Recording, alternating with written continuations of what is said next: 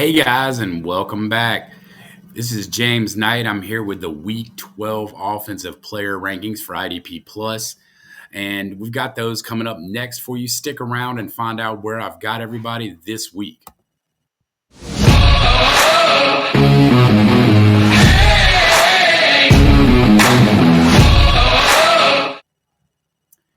All right, as I said, guys, welcome back. It's good to be back with you guys for the Week 12 offensive player rankings for IDP Plus this week. A great Week 11 is now in the books. We had a Monday night game that the Dallas Cowboys absolutely owned against the Las Vegas Raiders. That Cowboys offense looks fantastic. They won 33-16, and like I said, there were some ups and downs this week. We had some really high scores. Josh Allen went superhero mode and did some things. But overall, this week, it was kind of a low-scoring week for fantasy. And don't forget, anything you want to know about consistency or offensive players, even defensive players, like I said, the IDP Plus, check out your articles and consistency tools at bigguyfantasysports.com. Check out idpplus.com and check out the YouTube channel on IDP Plus as well for any videos and things like that and updates. And there's also a live show every Sunday there to help you with your IDP rankings for IDP Plus. So I'm going to, as always, highlight a few key players out of the top 12 as I go through and list my top 12 at each position, the quarterback, running back, wide receiver, tight end positions. And these positions are meant to be for PPR leagues and things like that, but also for DFS. These are my top 12 plays of the week. And like I said, I'll have a couple of guys that I like higher than consensus, and I will touch on those and give you a little bit more information on who I really, really like. So let's go ahead and dig in without further ado here for our Week 12 offensive player rankings. And remember, this week, the Denver Broncos, the Miami Dolphins, the Los Angeles Chargers, and Washington Commanders are all on bye. So none of those players will be in the rankings accordingly as they're off this week. So just keep that in mind, and I'll also touch on some injuries as we go through some of this stuff as well. This week at quarterback, it's, same old. We've got Lamar Jackson at QB1. He's back for the Ravens. They're at home versus the New York Jets. He was QB 29 last week. At QB2 this week, I've got Patrick Mahomes also at home versus the Indianapolis Colts. He was QB 14 last week. My QB3, the guy that I just mentioned a few minutes ago who went superhero this past week, Josh Allen at Houston. It's a difficult matchup. I would normally probably have him at 1. He was QB1 last week, but Houston's a little difficult. Got him at QB3 this week. At QB4, Jalen Hurts. He's at Dallas this week for a divisional game. Hurts has been doing it all this year, putting up good numbers. He was QB 13 last week, so just out of the top 12. I got him at QB 4.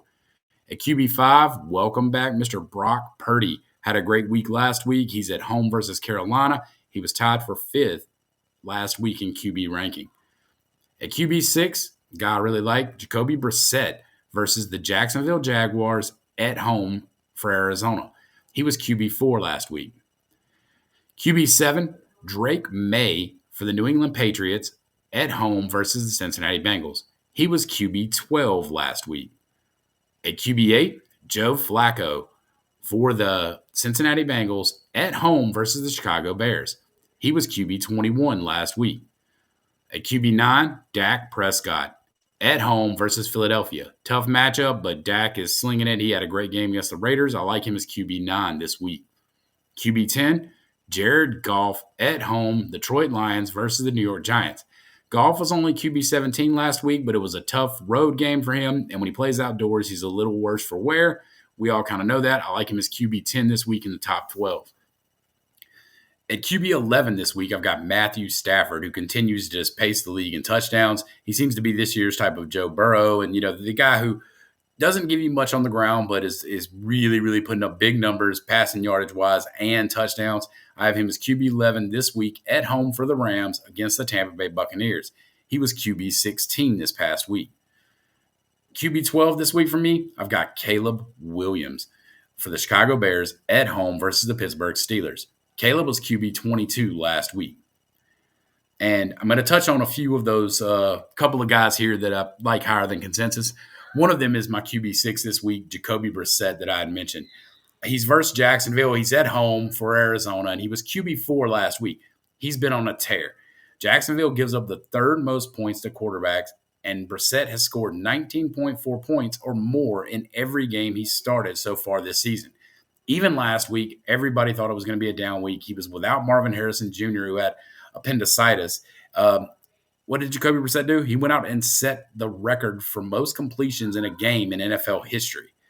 Not to mention that, if you've been following along, you check out the big Guy Fantasy Sports.com stuff, you check out our consistency reports, you know that we do clutch games. Well, Jacoby is 4 for 4 straight clutch games. He's just putting it on, and I like him as QB6 this week. I think he puts on a show against Jacksonville at home.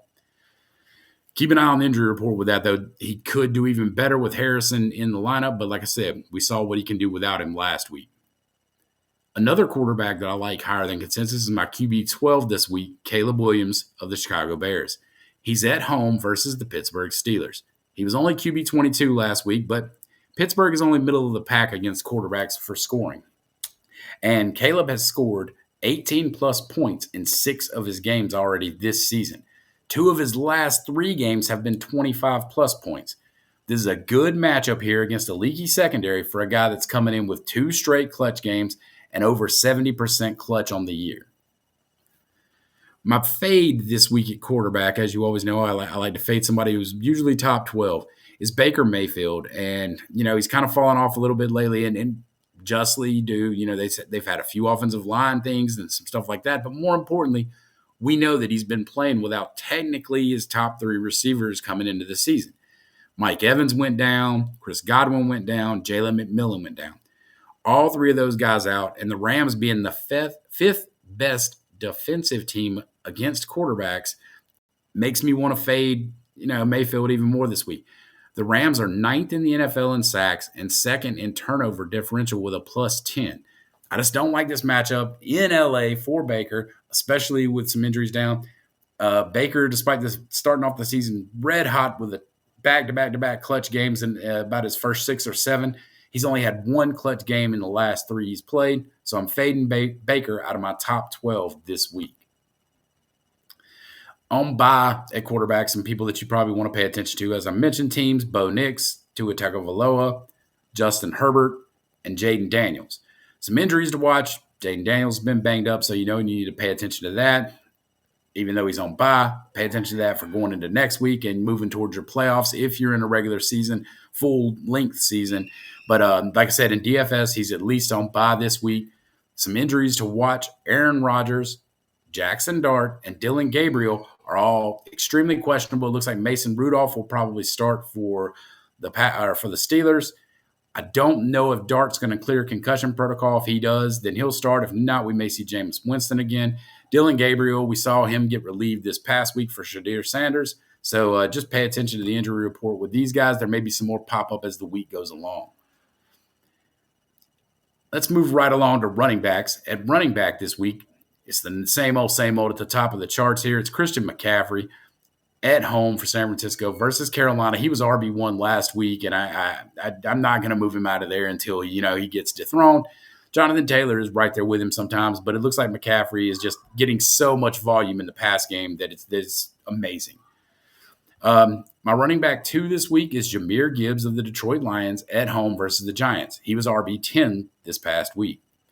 My RB3 this week, Bijan Robinson of the Atlanta Falcons, traveling to New Orleans to face the Saints. He was RB4 last week. And speaking of the other guy that has that chance to dethrone McCaffrey at some point, it's Jonathan Taylor. He was on bye last week, and this week he travels to Kansas City.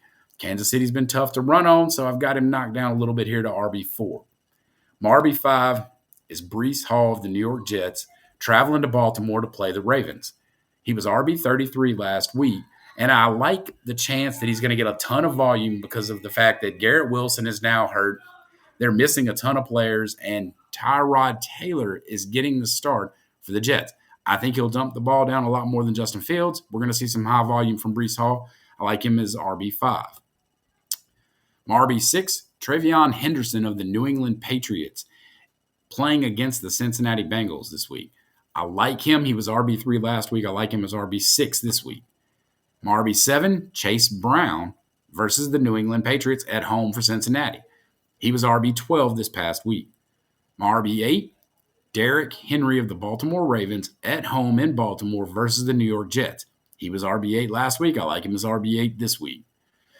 RB9, he keeps sliding down a little bit. He's been inconsistent this week, and he's really had some problem or this year. Is Saquon Barkley.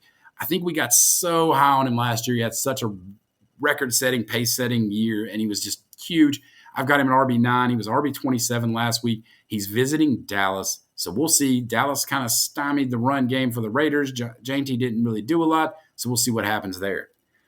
My RB10 this week is Kieran Williams of the LA Rams at home versus Tampa Bay. He was RB15 this past week. My RB11, Alvin Kamara versus Atlanta at home for the Saints. Kamara was on bye last week, but I like him as RB11 this week, despite being a little bit down this season. My RB12, James Cook for the Buffalo Bills at Houston. Tough defense, so he gets knocked down a little bit. He's usually a top 5 running back for me. I've got him at RB12 this week. He was RB7 this past week. My fade this week is Ashton Jainty of the Las Vegas Raiders at home versus Cleveland. Like I said, Dallas stymied him on the ground a little bit. He did catch some passes, but he only finished his RB30 this past week. A lot of people have him up there towards the top 12 in the RB1 categories.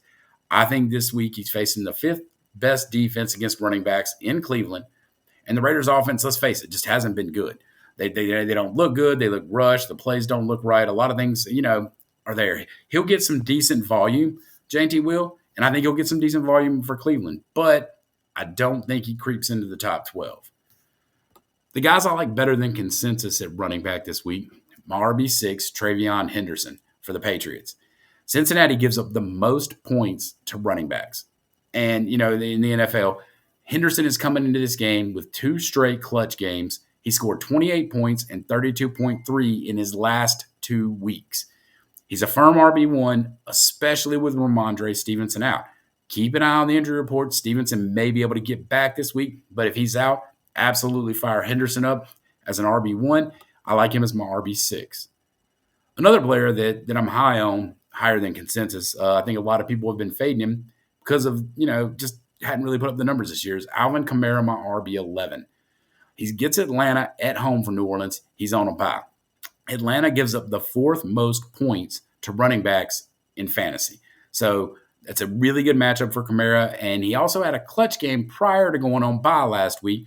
So I like him this week with an extra week's worth of rest against the Falcons. Falcons have an extremely good pass rush, but can be vulnerable to quick outs for running backs and the running game. So Kamara, who set his season high with 80-plus rushing yards 2 weeks ago before the bye, I think he comes back, has a clutch game here, and I have him as my RB11. Running backs on bye, R.J. Harvey, Devon Achane, Kamani Vidal, if you're looking for him, that may have been the last we see of him, as Amari and Hampton may be coming back after the bye week this week. And Ja'Cory Krosky-Merritt. Bill, he's just gone downhill since a lot of hype early in the season. Some injuries you got to pay attention to this week. Josh Jacobs for the Packers. We don't know his status just yet. Hopefully he'll practice this week and we can get some clarity there. We'll see if he starts. If he doesn't, Emmanuel Wilson may start. Also, I've heard that the Packers may bring Marshawn Lloyd off of IR and back to the active status. If that's the case, Lloyd might leapfrog Wilson. If not, he'll probably at least jump ahead of Chris Brooks and be the RB2 behind Wilson if Jacobs is out. Bucky Irving, he's been bouncing around. He was spotted at practice last week, and there's some notes this week that he's ramping up practice. Keep an eye on that, because Sean Tucker went off last week and was RB2 on the week. And if Irving is back, he cuts into Tucker and Rachaad White and basically makes both of them kind of, borderline if he'd even play, much less, rely on. Jalen Warren for the Pittsburgh Steelers is also on the wrong side of questionable. He got banged up this past week, and if he misses any time, we'll see Kenneth Gainwell there. Gainwell could jump up into an RB2, borderline RB1 status without Warren. Isaiah Pacheco is also on that injury report. We need to keep an eye on him. Kareem Hunt kind of steals touchdowns there. Anyway, Pacheco wasn't doing a whole lot for you to begin with, so all that really does is cut down on some of Hunt's possibility work there. And as I mentioned in my Travion Henderson blurb there that I talked about, Ramondre Stevenson. Keep an eye on him. If Stevenson is out, Henderson is the workhorse there. He's been getting tons of touches and, like I said, putting up tons of points. So pay attention to the injury report for those guys. And let's move right on to wide receivers and see what we've got going on there this week in Week 12. My wide receiver one this week wasn't even the wide receiver one on his team this past week. Is CeeDee Lamb for the Dallas Cowboys at home versus Philadelphia. He was wide receiver 14 last week. If you watch the game, he had a give-me touchdown where he was wide open and uncharacteristically didn't come down with it and walk into the end zone. That would have propelled him well into the top 12 for last week. He finished wide receiver 14. I got CeeDee Lamb as wide receiver 1. My wide receiver 2 this week, Rashee Rice, Kansas City Chiefs at home versus the Indianapolis Colts. He was wide receiver 34 last week. My wide receiver 3, Jackson Smith-Njigba for the Seattle Seahawks at Tennessee Titans this week. He was tied for 6th this past week, having a fantastic breakout year. If you drafted him, you're happy, and if not, you're paying up for him in DFS. I'll tell you that.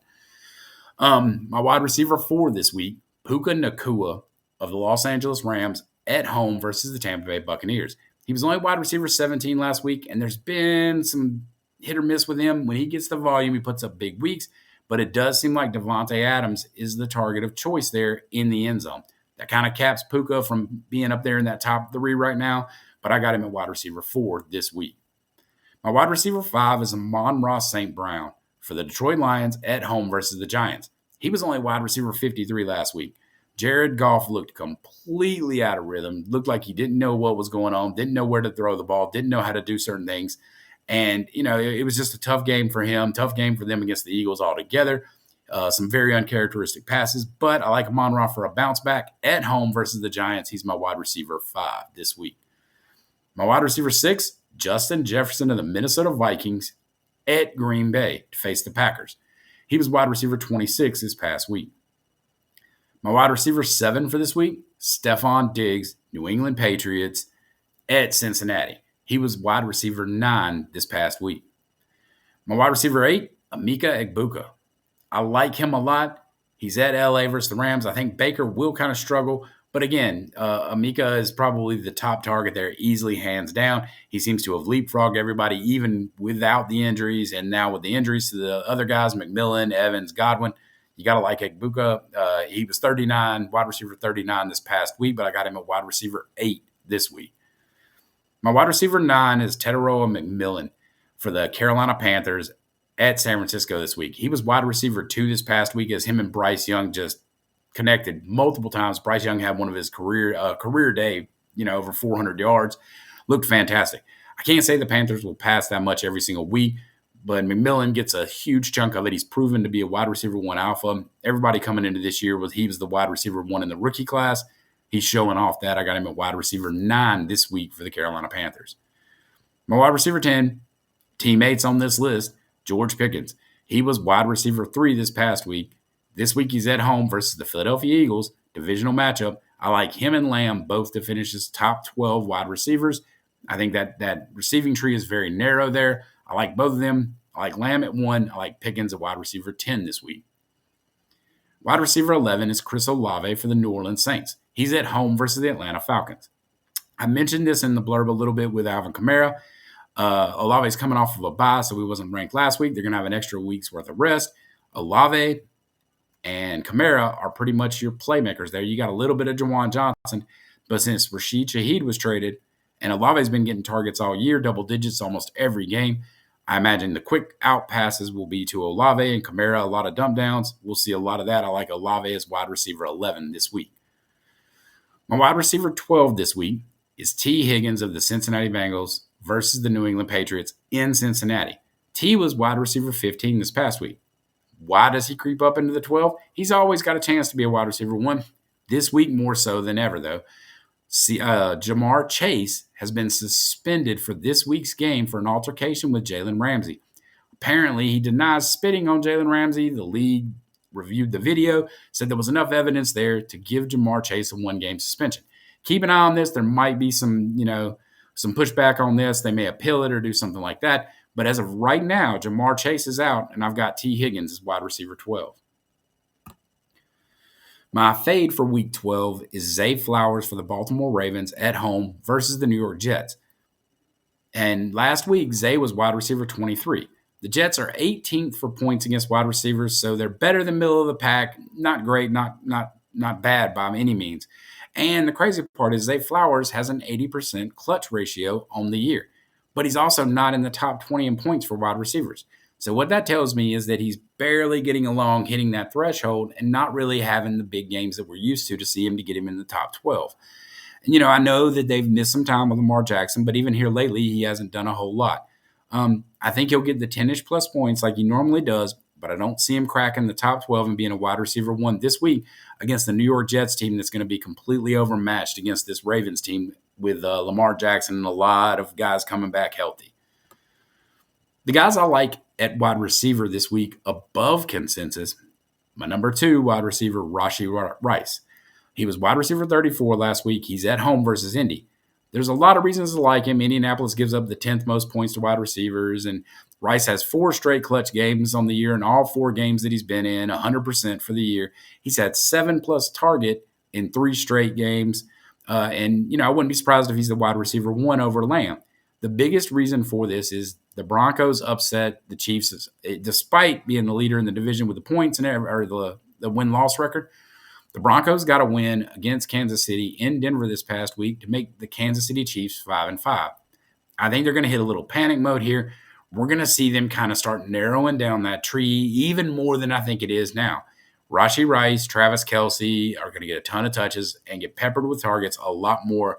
And I think Rice is going to eat the rest of this year. I like him as wide receiver 2 this week, higher than most people. Another player, and this is crazy because these are 2 of my favorite wide receivers coming into the season, and I liked it. I never thought I'd have to say I like them higher than consensus at certain spots. Rice at 2 there. Justin Jefferson at wide receiver 6.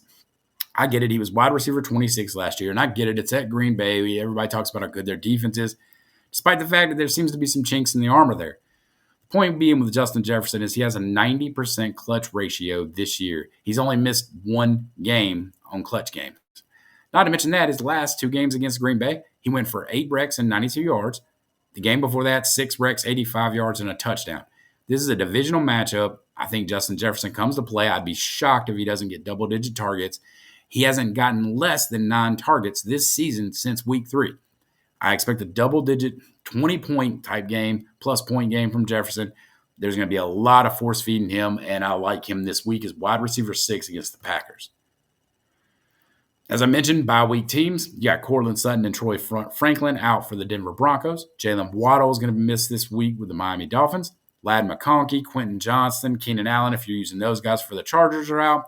Deebo Samuel and Terry McLaurin, which not so much McLaurin. If you've had him this year, you're pretty used to not having him due to injury.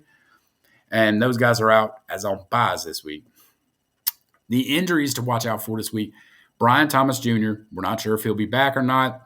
Hadn't really seen a whole lot out of Jacoby Myers, the new addition in Jacksonville, as Thomas Jr. has been out and Travis Hunter went on IR as well. Parker Washington's kind of been the de facto number 1 there. Also, Marvin Harrison Jr., like I said, appendicitis. He missed this past week. Keep an eye on his injury report this week. There is a chance that could hold him out 2 weeks in a row. Michael Wilson went off last week as the wide receiver 1 without Marvin Harrison Jr.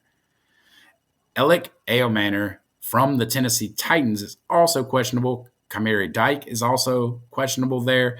And, I mean, that team's got some question marks all around it. The Titans, pay attention to that. Whoever is the de facto number 1 there could get some volume, could be interesting in a play, a cheap DFS play, or even a plug-and-play in your lineups in season-long formats. Chris Godwin, like I said, we've seen him bouncing off and on the injury report. Doesn't seem to be really coming back. We don't know if he'll be back this week or not. Pay attention to practice reps with him. Kayshon Boutte, he was kind of coming into his own a couple weeks ago, was really, really coming on strong. Check his injury report. I like him as the number 2 field stretcher there in New England behind Diggs as the possession receiver if Boutte is healthy and is able to play. Darius Slayton's another name to monitor. He kind of falls into the de facto number 1/1A, 1B with Wan'Dale Robinson in New York. Pay attention to him. If Jameis Winston or Dart is throwing, Slayton's always got a chance for a big day if he's healthy and is playing. Keep an eye on those injury reports, guys. At tight end this week, moving on, I've been calling this and hitting it for the last couple of weeks, trying to say the same thing, and they've done it over and over again now. Back-to-back weeks now, we've had Trey McBride at tight end 1, George Kittle at tight end 2. I have them ranked that way. Trey McBride this week at home versus Jacksonville, my tight end 1. George Kittle at home for the 49ers against the Carolina Panthers is my tight end 2. My tight end 3, he's kind of surging based on volume. Jacoby Myers got shipped out from the Raiders and is now a Jacksonville Jaguar. Brock Bowers is easily default the number 1 target there. He is my tight end 3 this week at home versus Cleveland. I think the Raiders will struggle a little bit there. It's going to be pretty defensive, but Bowers is capable of seeing double-digit targets every week. He was tight end 6 last week. My tight end 4, he keeps chugging along, and it's going to be a game against Kansas City. It's Tyler Warren for the Indianapolis Colts, the rookie tight end. I like him a lot. He gets a lot of volume there, gets a lot of good looks. Like him as tight end 4 this week at Kansas City in a potentially high-scoring game. Warren was on bye last week. Speaking of that same game, I like the tight end on the other side. I told you I like Rashee Rice this week. I like Travis Kelce as well. I think the Chiefs are really going to narrow that receiving tree, get really serious about this. They know it's do or die. They need to reel off some wins here, probably win 5 of their next 7 games to just get in the playoffs and do what they need to do. And, that's just, that'll be a pretty big task for them. But I like Travis Kelce as tight end 5. He was tight end 3 this past week. Tight end 6, I like Mason Taylor of the New York Jets at Baltimore. He was tight end 17 this past week. My tight end 7 this week, Juwan Johnson, New Orleans Saints at home versus the Atlanta Falcons. He was on bye last week. Like I said, I think the Saints are actually going to put up a decent fight there. They'll probably play from behind, but I think that'll lead to some good volume for Kamara, Olave, and Juwan Johnson, my tight end 7. My tight end 8 this week, Dallas Goedert of the Philadelphia Eagles at Dallas. Goddard finished his tight end 32 this past week, so didn't really do a whole lot. But I think in a game against Dallas, there's going to have to be a lot more scoring. Points are going to be more precious. I think we'll see the Eagles lean on some of that intermediate game. Hurts will hit Goddard. I like him as tight end 8. My tight end 9, Jake Ferguson of the Dallas Cowboys in the same game versus Philadelphia at home in Dallas. Ferguson was tight end 7 last week. You can't fade him really out of the top 10. He gets volume, hugely narrow tree there. I know that seems like an oxymoron, but it is. It's a very narrow tree, receiving tree in Dallas. You've got CeeDee, George, and Jake. These guys eat up almost all the targets, and I think it'll stay the same here. Jake is my tight end 9. My tight end 10 is Kyle Pitts this week at New Orleans. He was tight end 36 last week. There's a little bit to like about him. It looks like London's going to be out this week, Drake London. Drake London will miss the week, and if he is out, then I think Kyle Pitts de facto becomes the number 1 target there. It also looks like Michael Penix Jr. might miss this week as well. And if Penix Jr. misses this week, that puts Kirk Chainz back in the lineup. He likes his tight ends. I think he likes Kyle Pitts this week. Tight end 10 for me. My tight end 11 this week, Noah Fant of the Cincinnati Bengals versus the New England Patriots at home in Cincinnati. He was tied for tight end 21 last week. And like I told you, no Jamar Chase there. We're going to see a lot of targets broken up. I think we see T. Higgins pick up some slack. Andre Yoshivas will pick up some slack. But I'll like Noah Fant to crack the top 12 this week at my tight end 11. My tight end 12 this week, Hunter Henry, New England Patriots at the Cincinnati Bengals. He was tight end 13 this past week. My fade at tight end this week is David Njoku for the Cleveland Browns at Las Vegas. He was tight end 47 last week. He's been a big name. Everybody likes him. But there's been a lot of things not to like this year. This matchup in particular, Las Vegas gives up the fourth fewest points to fantasy tight ends. So it's not really a good matchup for Njoku anyway, who's already facing stiff competition for targets with Harold Fannin Jr. Check this out. Njoku has only seen a combined 4 targets in the last 2 games, despite playing, through a series of snaps. That's extremely low. On the season, he comes into this week with a 20% clutch rate. Not top 12 this week. Njoku will not see the targets this week. I think Fannin there, and especially now that we've seen Cedric Tillman come back from injury, Njoku seems to be the guy getting phased out. I do not like him as a top 12 tight end this week. I am fading David Njoku. The tight ends that I like this week better than consensus, you know it. You heard it when I heard the gasps and oh no, what? My tight end 6 is Mason Taylor of the Jets. I get it. Hasn't done a whole lot, hasn't done great. He was tight end 17. That wasn't terrible last week, but they get the Baltimore Ravens in Baltimore. I think Baltimore outguns them early and does that, forces them to go into a catch-up mode. Tyrod Taylor is going to be the quarterback this week, so we're going to see more competent passing than we normally will with Justin Fields. I hate saying it that way, but it's true. So this recommendation for Taylor at tight end 6 is purely volume-based. Garrett Wilson is out.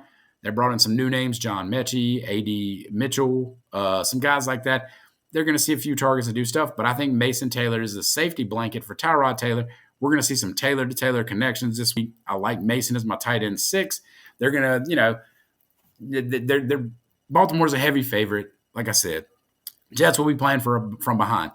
And get this, if Taylor gets the volume, so far this year in games in which he has 5+ targets, Mason Taylor averages 12.35 points per game. That gets him in the top 12, maybe even higher. And if he gets into the end zone, watch out. I like Mason Taylor as my tight end 6. Now, down at the bottom, there's a couple of guys there that I really, really like. I touched on Noah Fant for a second while I like him for a couple of reasons. The other guy I really like more than consensus down there, too, was tight end 12 for me, Hunter Henry at Cincinnati. Hunter Henry was tight end 13 last week. He kind of started off hot this season, kind of went cold, and then got hot again a little bit, and is starting to pick back up. Cincinnati, again, gives up the most fantasy points to tight ends. And Hunter Henry has seen at least 4 targets in 3 straight games. This season so far for Henry, he has at least 3 receptions and or a touchdown in 8 games already.